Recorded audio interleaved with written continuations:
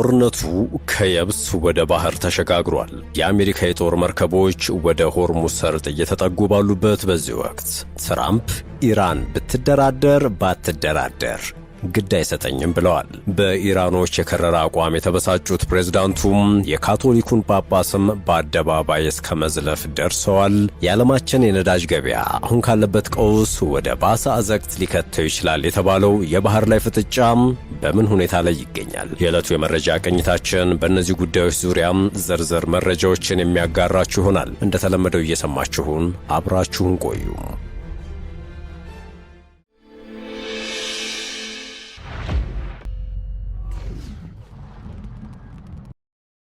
We don't like a pope that's going to say that it's okay to have a nuclear weapon.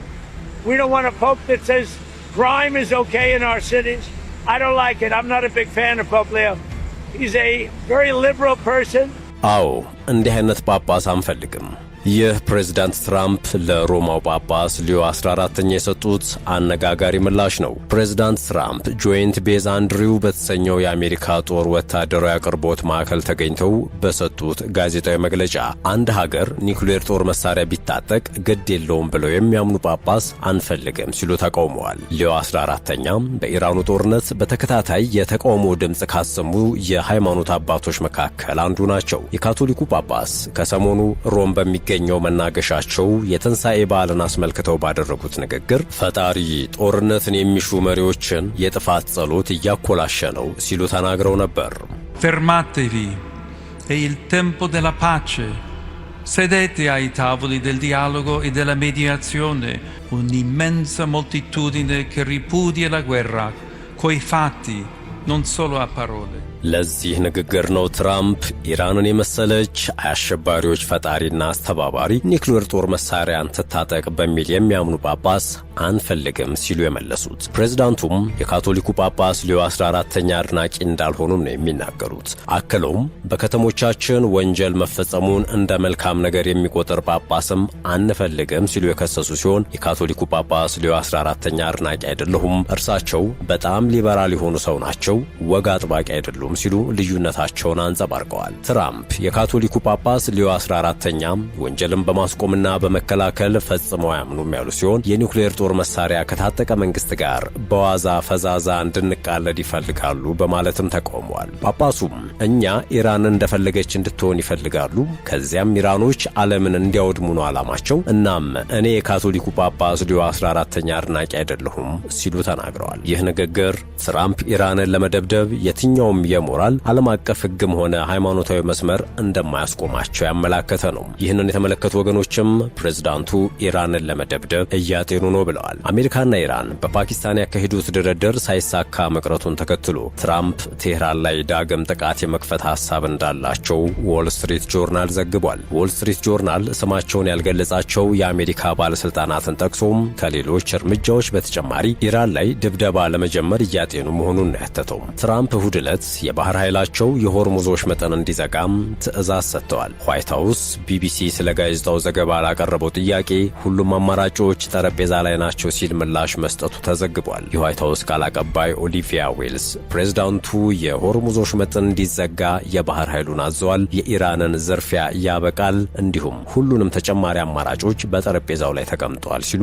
ለዎል ስትሪት ጆርናል ተናግረዋል። ለዎል ስትሪት ጆርናል ቀጥሎ ፕሬዝዳንቱ የሚያደርጉትን መረጃን የሰጠ ማንኛውም ሰው በግልጽ ግምቱን ያስቀመጠው ብለዋል። ለመሆኑ የባህር መስመርን መዝጋት ምን ማለት ነው? እንዴትስ ይሰራል? እዚህ ላይ የሚነሳ ጥያቄ ነው። በአሜሪካም እንደ አውሮፓውያን አቆጣጠር በ2022 የወጣው ሕግ የባህር መስመርን መዝጋት የሁሉም አገራት መርከቦችና አውሮፕላኖች ጠላትና ገለልተኛ ወገኖች ወደ ተለዩ ወደቦች፣ አየር ማረፊያዎች ወይም የባህር ዳርቻ አካባቢዎች በጠላት ሀገር ቁጥጥር ስር ያሉ ቦታዎች እንዳይገቡ ወይም እንዳይወጡ ለመከላከል የሚደረግ የጦር እንቅስቃሴ በማለት ይበይነዋል። የአሜሪካ ባህር ኃይል በሆርሙዞች መጥ ላይ የሚያካሂዳቸውን ዘመቻዎች ይህንን ሕግ የተከተለ ይመስላል እየተባለ ነው። የአሜሪካ ማዕከላዊ እዝ ሴንቲኮም የኢራን ወደቦችን እንደሚዘጋ በመግለጽ ባወጣው መግለጫ ላይ ከሁሉም በባህረ ሰላጤውና በኦማን ባህረ ሰላጤ ከሚገኙ የኢራን ወደቦች በሚነሱም በሁሉም አገራት መርከቦች ላይ ያለምንም ልዩነት ተግባራዊ የሚሆን መሆኑን ጠቅሷል። ሴንቲኮም ከኢራን ወደቦች ውጭ የሚመጡ መርከቦች በወሽመጡ በኩል ማለፍ እንደሚችሉና ክልከላ እንደማይደረግባቸው አስታውቋል። የንግድ የባህር ትራንስፖርት አገልግሎት ሰጪዎችም መስመሩ ከመዘጋቱ በፊት እንዲያውቁት እንደሚደረግ ተናግሯል። ፕሬዝዳንት ትራምፕ በወሽመጡ የሚገኙ የኢራን ወደቦችን በመዝጋት ሌሎች ሀገራትም እንደሚሳተፉ ገልጸዋል። ነገር ግን ይሳተፋሉ ያሏቸውን ሀገራት በስም አልጠቀሱም። ዩናይትድ ኪንግደም በዚህ ዘመቻ ላይ እንደማትሳተፍም እየተነገረ ይገኛል። አሜሪካና ኢራን በፓኪስታን የሰላም ስምምነት ላይ መድረስ ባለመቻላቸው ዶናልድ ትራምፕ አሜሪካ በሆርሙዝ ወሽመጥ የሚገቡና የሚወጡ መርከቦችን እንደምታግድ አስታውቀዋል። የአሜሪካ ማዕከላዊ እዝ ሴንትኮም የአሜሪካ ኃይል ባህረ ሰላጤውን ጨምሮ ወደ ኢራን ወደቦች የሚገቡና በሚወጡ መርከቦች ላይ ያለ ልዩነት እገዳውን እንደሚያስፈጽም ገልጿል።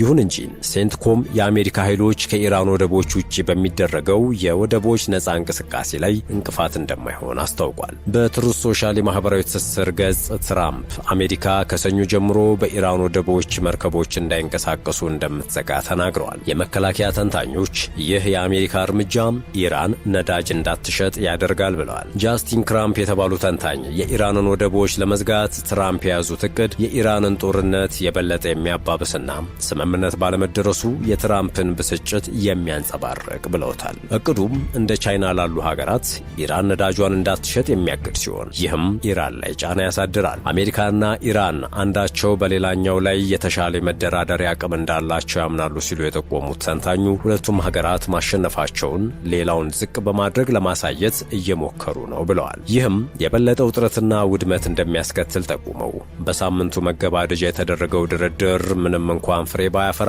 አዎንታዊ ተጽዕኖ አሳድሯል የሚል ስሜት እንዳላቸው ገልጸዋል። ሰፊ ውይይት ማድረጋቸው መልካም ነው። የሚያወያይ ምንም ነገር ባይኖር ኖሮ ድርድሩ በፍጥነት ይጠናቀቅ ነበር ብለዋል። በአሜሪካው ምክትል ፕሬዝዳንት ጄዲ ቫንስ የተመራው የዲፕሎማት ቡድን ጦርነቱን ለማስቆም የሚያስችል ስምምነት ለማድረግ ሞክሮ ከከሸፈ በኋላ ፕሬዝዳንት ዶናልድ ትራምፕ የሚቀጥለው እርምጃቸውን ወስነዋል። ይህን ውሳኔያቸውም እሁድ ዕለት ትሩዝ ሶሻል በተባለው ማህበራዊ ትስስር ገጻቸው በተከታታይነት በለጠፏቸው ጽሑፎች ይፋ አድርገዋል። ትራምፕ አሜሪካ በሆርሙዝ ወሽመጥ ላይ የሚደረግ የመርከብ እንቅስቃሴን ታግዳለች ሲሉ ነው የጻፉት። ሕገወጥ ቀረጥ የከፈለ ሁሉም በባህር ደህንነት ያለው ጉዞ አያደርግም ብለዋል። አሜሪካ ለአገራት የመርከብ ጉዞ ደህንነት ለማረጋገጥ በሆርሙዝ ወሽመጥ ባህር ውስጥ የተጠመዱ ፈንጂዎችን ማጽዳቷን ትቀጥላለችም ሲሉ አክለዋል። የአሜሪካ ጦር ለዚህ መዘጋጀቱን የጠቆሙት ትራምፕ በተገቢው ወቅት ኢራን ላይ ጥቃታቸውን ለመቀጠል ዝግጁ መሆናቸውንም ገልጸዋል። በፓኪስታን ኢስላማባድ ለ20 ሰዓታት የተደረገው ድርድር መሻሻል የታየበት መሆኑ ቢጠቀስም ትራምፕ ኢራን የኒውክሌር ልማቷን እንድትገታ አሜሪካ ያስቀመጠችውን አቋም አታሟላም ብለዋል። የትራምፕ ልጥፎች ምንም እንኳን ባለፈው ሳምንት የኢራንን ስልጣኔ ከምድረ ገጽ አጠፋለሁ እንደሚለው አውዳሚ ባይሆኑም እርምጃዎቹ በርካታ አዲስ ስጋቶችን ያዘሉ ናቸው። ለአሜሪካም ስጋት አለው። የባህር ፈንጂዎችን ማጽዳት የአሜሪካ መርከቦች በኢራን እንዲጠቁ የበለጠ ተጋላጭ አያደርጋቸውም ወይ? አሜሪካስ የኢራንን መተላለፊያ ክፍያ ማን እንደሚከፍል በምን ልታውቅ ትችላለች? የመርከብ እግዱን የጣሱ የውጭ ሀገር ሰንደቅ ዓላማንም በሚያውለበልቡ መርከቦች ላይ ኃይልን ትጠቀማለች ወይ? እንደ ቻይና ያሉ በኢራን ነዳጅ ላይ ጥገኛ የሆኑ ሀገሮች ምን አይነት ምላሽ ይሰጣሉ? የኢራንን ዋነኛ የገቢ ምንጭን ለማድረቅ የተወሰደው እርምጃ የነዳጅ ዋጋን ከዚህ በላይ ያንረው ይሆን ወይ? ለእነዚህ መሠረታዊ ጥያቄዎች ግልጽ ምላሽ የለም። የኢራን ጦር ለዚህ የአሜሪካ ወታደራዊ ዘመቻ ታዲያ ምላሽ ሰጥቷል። የኢራን ወታደራዊ ኃይል ዋሽንግተን የኢራን ወደቦችን ለመዝጋት ያሳለፈችው ውሳኔን ሕገወጥና የባህር ላይ ውንብድና ሲል ነው የገለጸው። ጦሩ የአጸፋ እርምጃ እንደሚወስድም ዝቷል። በሀገሪቱ ብሔራዊ የዜና አገልግሎት በኩል በታተመ መግለጫ ኢራን የሆርሙዝ ወሽመጥን መቆጣጠሯን ትቀጥላለች ያለ ሲሆን ጦርነቱ ቢቋጭ እንኳ ከጠላት ጋር ግንኙነት ያላቸው መርከቦች በኢራን የውሃ ግዛት ላይ የመተላለፍ መብት የላቸውም ብሏል። የኢራን ጦር ሌሎች የባህረ ሰላጤው ሀገራትን በማስጠንቀቅ በቀጠናው የወደቦችን ደህንነት ለሁሉም አሊያም ለማንም አይሆንም ብሏል። የኢራን ወደቦች በአሜሪካ ኢላማ ከሆኑ በፋርስ ሰላጤና በኦማን ባህር ማንም ደህና አይሆንም በማለት አስጠንቅቋል። ውድ የሸገር ታይምስ ቤተሰቦች የዕለቱ የመረጃ ቅኝታችን ይህን ይመስል ነበር። ስለተከታተላችሁን ከልብ አመሰገነን። በያላችሁበት ሰናይ ጊዜ።